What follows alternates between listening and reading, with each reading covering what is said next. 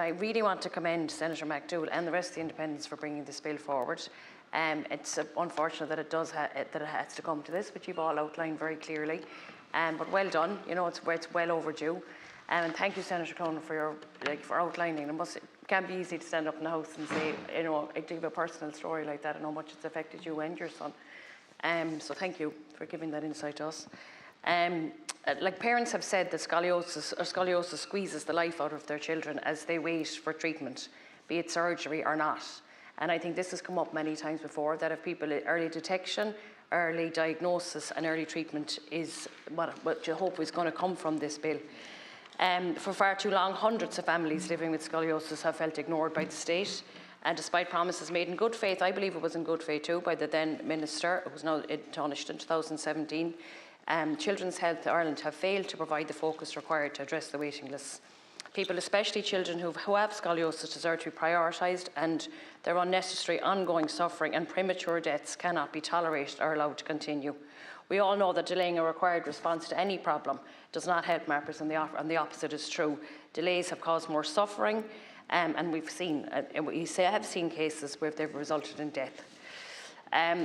This bill, I'm sure that, you know, and I hope that it will be enacted. I have no doubt that it will, and I think you're in a very, you know, that we're lucky that we have you at the forefront, I think, Minister, at this, that I know that you will support this, that the state recognises that resources such as the 19 million, which has been allocated to relieving the suffering of children, are correctly and appropriately applied, and that funding, no matter how well spent, was asked for and granted especially to reduce the waiting lists. And I think it's important that there is clarity around that as well, where that went and where it was spent. And regardless if it was in on other areas of children's care, I think, or other areas of children's health, I think it's important that there is very clear information about that.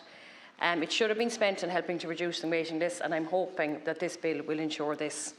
Like you spoke to Senator Clone, it can take approximately 250 hours for a qualified nurse to train for spinal damage care and 18 months for a surgeon to complete higher specialist training. But I think this is key to this as well, and I know this is maybe going on to the second part of the bill, but the training, recruitment and retention of appropriate levels of suitably qualified staff will become a matter of obligation for the HSE. I think the HSE have already conceded this through the formation of a specialist spinal multidisciplinary team, the particular needs of those involved in scoliosis treatment and care. And the bill, I suppose, that I'm glad would in effect really compel the HSE to plan for and staff and maintain this level of staff within the HSE, and that, you know, that we've seen in other areas within, you know, other public spending departments that the focus can be sometimes can be put in jeopardy if areas within the HSE are changing, or if there's structural changes in the HSE. But I think that this bill will actually ensure, hopefully when it is enacted, will ensure that the focus has to stay on the treatment of scoliosis, and that it will be a rights-based approach to treatment. Thank you.